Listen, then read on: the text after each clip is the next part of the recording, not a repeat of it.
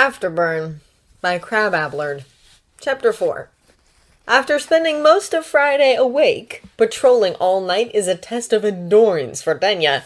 He isn't as exhausted as he could have been, at least. After visiting with Hatsume, Midoriya had insisted they go back to the dorms to get Tenya some rest, and he'd spent a pleasant afternoon napping on and off. Not in his room, as he'd expected, but on the couch, Todoroki having woken up at their return and asking Tenya if he wanted to share.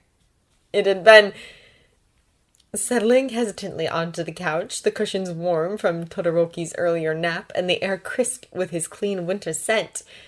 Never having really huddled outside of his family, unsure what to do when he's so much bigger than his alpha, and Todoroki is watching him, eyes of gray and blue-green, intent on Tenya's face. For a moment, Midoriya's words about endeavor rise to the surface, and Tenya's about to ask when Todoroki's hands come up to Tenya's shoulders and push. Gentle, insistent. The world dips, and Tenya goes with it. He's on his back, and Todoroki crawls on top of him, looks down at him, and asks, "Okay." To which there is only one answer. Yes. And then Todoroki settles himself on Tenya's chest, between Tenya's legs, his face pressed up under Tenya's jaw, the blanket covering them both and trapping in heat and alpha musk. Tenya's got just enough sense left to pull off his glasses and toss them on the coffee table. Then they both lie there, quiet and still, scent mingling, breathing in time, heartbeats answering one another, and he's slipping under and asleep. Nice. Waking up to hear Eraserhead's voice at bed less pleasant. Still, his announcement had been both timely and informative. Hopefully, with all the rules spelled out so explicitly, the potential of encountering embarrassing scrambles between lovers to get clothed and back to their own beds will be lessened. Tenya sighs and crosses his arms. I can't even lie to myself. Not a bad thing, I suppose, but it makes the future a little bleak sometimes. "You sound as troubled as the waters around us," says Tokoyami, his voice drifting out of the darkness to echo against the warehouses, the oil refinery walls, the lapping waters of Sagami Bay. "Has something shadowed your heart?" "I'm contemplating the difficulties I'll likely encounter in trying to enforce the no sleepover rules," Tenya says. He peers into the narrow canyon between two of the warehouses. "I imagine it will be a great deal like patrolling here, full of futility and a great deal of scurrying movement behind my back." "Sorry, I didn't know I was bothering you." "I didn't mean you." Tenya scrubs at the air with both hands to clear away the misunderstanding. "Please continue as you find comfortable, Tokoyami. I met the rats." "Oh." For a while, there's nothing but the soft burble of the water and the sounds of Tenya's footsteps, the occasional grating of his armor against itself, and the odd creak and groan of the oil refinery. Someone mutters, "Are you a man or a chicken?" It's hard to place until Tokoyami says, "Shut up." The admonition is quickly answered by clucking and a contemptuous taunt of, "I already do all the fighting, now you need me to do this for you too." This is why patrol is so stressful. It's not the location. The territory, an artificial island servicing Jakku oil industries, is fairly small and well secured from general intrusion. Considering the guards, the fences, and the security cameras, the presence of a pair of student heroes is almost redundant. But without the city lights, the neon, and the car traffic of the mainland, it is very, very dark, a fact which Dark Shadow glories in, while Tokoyami does his best to cope. Truthfully, Tenya's spent more time managing his teammate and his teammate's quirk than he has doing actual patrol work. It's frustrating, nerve-wracking, and a bit dull all at once, underlined with the razor tightrope he has to walk between condescending about someone's quirk and letting Tokoyami be consumed as he had been in the forest at their summer camp. It's enough like being class president that he's got a frame of reference, but being out here alone with just the two of them. The three, he corrects himself, remembering Dark Shadow's indignant squawking at being overlooked. And Tokoyami being an alpha to Tenya's beta makes things much more difficult. I need to better develop my interpersonal skills, he muses, especially if I'm going to take over the Ingenium office. We depend a great deal on sidekicks. He's not sure about the best way to do that, however. Books on group management? Leadership classes? Perhaps he could ask Tensei for advice? Tokoyami and Dark Shadow's rising voices bring Tenya's attention back to the here and now. The argument is growing more heated, the two chasing each other around in verbal knots, neither willing to give in, their irritation feeding into each other's temper. It's time for someone else to step in. But Dark Shadow's petulant slaps and cutting remarks have taught Tenya caution. It would be one thing if he was the only recipient, but the creature has occasionally taken its temper out on Tokoyami as well, and that's unacceptable. Get their attention first. It seems to break them out of the cycle so things don't escalate further. Dark Shadow resents anything approaching a rebuke or an accusation. I need something completely neutral. I notice you are arguing, he says. Incredible! Talk about perspective! Crows Dark Shadow. Not a bad reaction. Tenya decides sarcasm is better than immediate dismissal now for the intervention. Since you're at a deadlock, would you care for a third opinion? I'm a neutral party. I can offer a fresh point of view. Where his other attempts were met with jeers and shoves, this one gets him silence.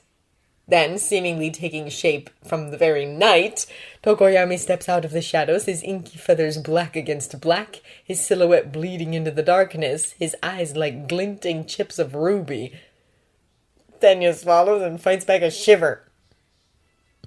That was extremely unnerving. Have you been practicing? Yes. Tokoyami admits. You've made excellent progress. Thanks. Tokoyami cocks his head, Dark Shadow crawling over his shoulder to glare at Tenya like some hellborn goblin. You don't seem to mind being out here with us. I'm surprised. Aren't you scared, little beta? Not worried we'll gobble you up? Dark Shadow hisses. Its eyes are glowing crescents of hungry ember flame, and its talons shift and flex restlessly, bunching up and picking at the fabric of Tokoyami's cloak. Or maybe... Tokoyami grabs Dark Shadow's beak, forcibly shutting it up.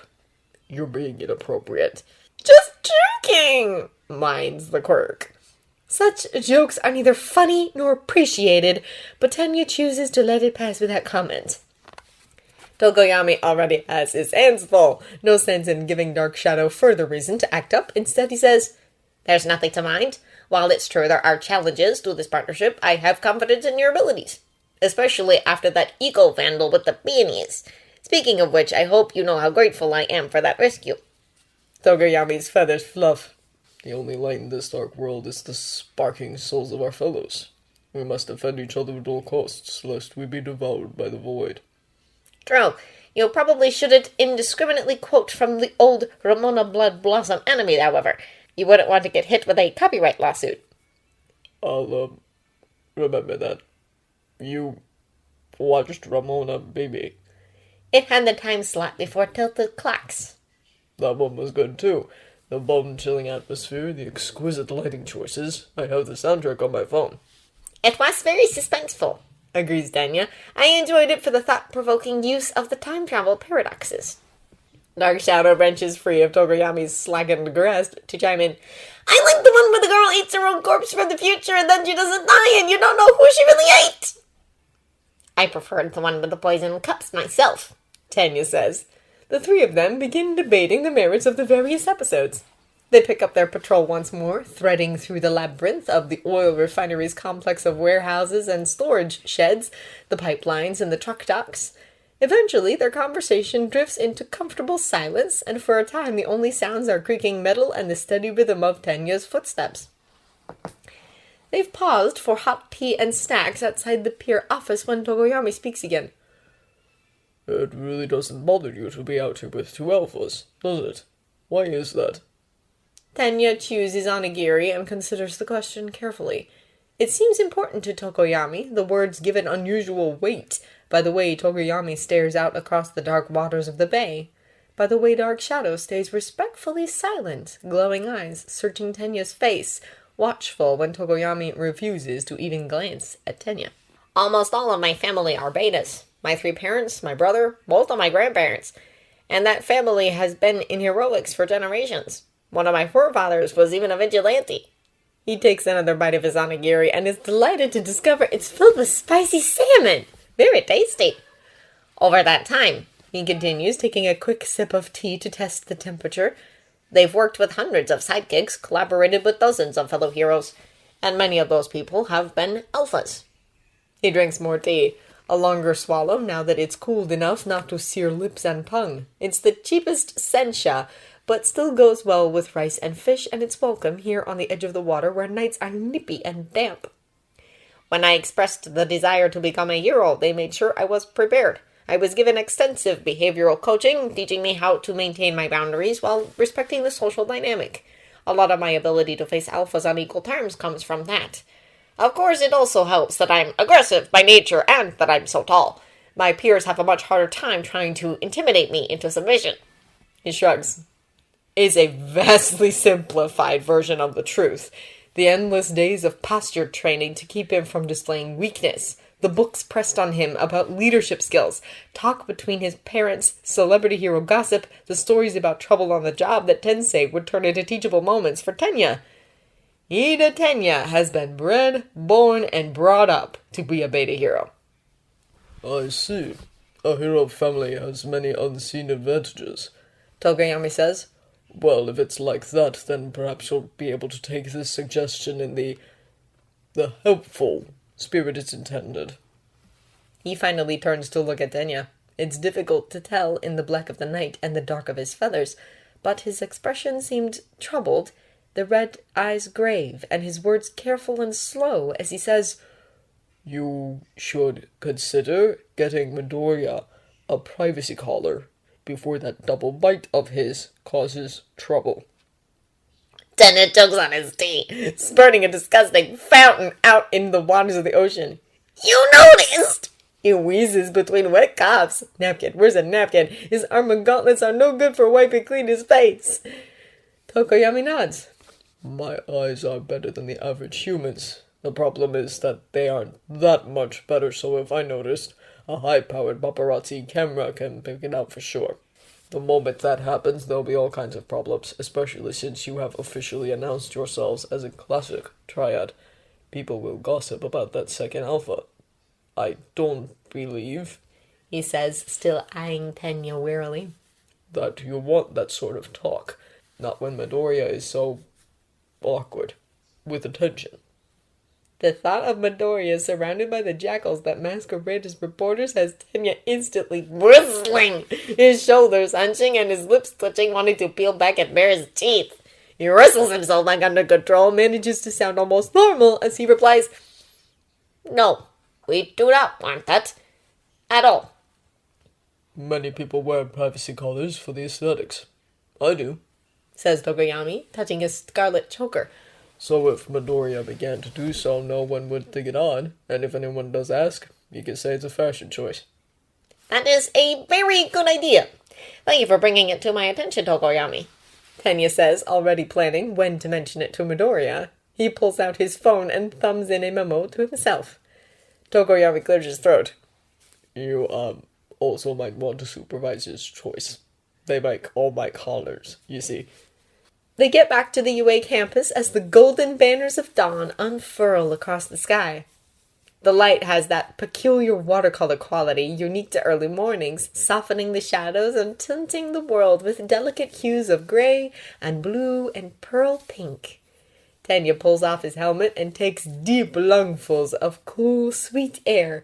Early hours mean few cars and almost no pollution, the morning breeze blowing in fresh air from off the coast. His heart twists. He'd love to go jogging. But a brief self-assessment has him shaking his head regretfully. I'm much too tired. A run after the excitement over Midoriya and not getting enough sleep yesterday and then a full patrol? No, if I go jogging, I'll likely stumble and pull something. I need to eat and rest, or I'll regret it. Ida! He looks around, surprised. Then, off by the trees near the cafeteria building, stand Midoriya and Todoroki. Todoroki's obviously just back from patrol, still suited up and leaning against one of the trees. Midoriya's in his gym sweats, waving both arms and grinning hugely. Oh, says Tenya as the sun crests the horizon, golden lances spearing into the UA grounds and splashing everything with bright light, makes puddles of gold on the ground, backlights Midoriya and turns his puff of green curls into a halo of emerald and jade, makes the white and red of Todoroki's hair glow with warm highlights, turns the pair of them into creatures out of paintings, out of fantasies. He is distantly aware that Tokoyami is giving his farewells for the day. He can't find it in himself to really care, drawn to the fairy tale waiting for him under the campus trees. He's moving forward, but he can't feel his legs. His ears are ringing, full of his heartbeat, full of morning birdsong, full of Midoriya's tearful, "Welcome back!" He comes to a halt in front of them and stammers, I'm back. Looking into their faces, Midoriya's enormous grin and sugar-sprinkled freckles, the delicate dip to Todoroki's alabaster lips, and the crinkling at the corners of his mismatched eyes, Tenya realizes he just might be in love. Not the lust and warm affection that he'd been comfortable with, the tangle of respect and desire and, yes, ambition that made joining them in a pack attractive, but a genuine, deep blossoming of the heart, a longing, a need, a joy. Todoroki says, "Want to go meet with us? We were going to get something at the cafeteria instead of making do at the dorm." Tenya answers, "Yes," because he's physically incapable of denying Todoroki anything right now. He's having a hard time just keeping air going in and out of his lungs. "Let us love you," he'd said to Midoriya, drunk on adrenaline and momentum, and he'd meant it, had fully expected it to happen as they settled into their lives. A gentle unfurling of the heart's petals, because that's how it works, isn't it? Little moments and gradual discovery of one another, meals together and arguments mended, time spent together in the sun and the rain and the moonlit night. He isn't prepared for this effervescence of feelings bursting forth inside him like cherry trees brought to sun in full bloom, like honey spilling from the comb, sweet and sticky and getting its gold glow mess everywhere. What is this? What is this? Midoriya still fits perfectly against Tenya's side, taking his place there with the same ease he has when putting on his sneakers, leaning into Tenya and flashing him another grin when Tenya's arm comes up to wrap around Midoriya's shoulders. They have done this only once before. They have done this 1,000,000 times. "Do you want to go get changed first?" Todoroki asks Tenya, taking his own place bracketing Midoriya. Not touching, just watching, relaxation in his loose posture, pleasure in the soft arc of his eyebrows. "No," says Tenya. "Now I'm fine like this. Let's go." Even if it's just for the few minutes to change his clothing, to wash the sweat from his body, he doesn't want to leave them. Can't leave them. His heart is bleeding delight in wet red gushes. He is absolutely convinced that if he leaves them now, he'll die.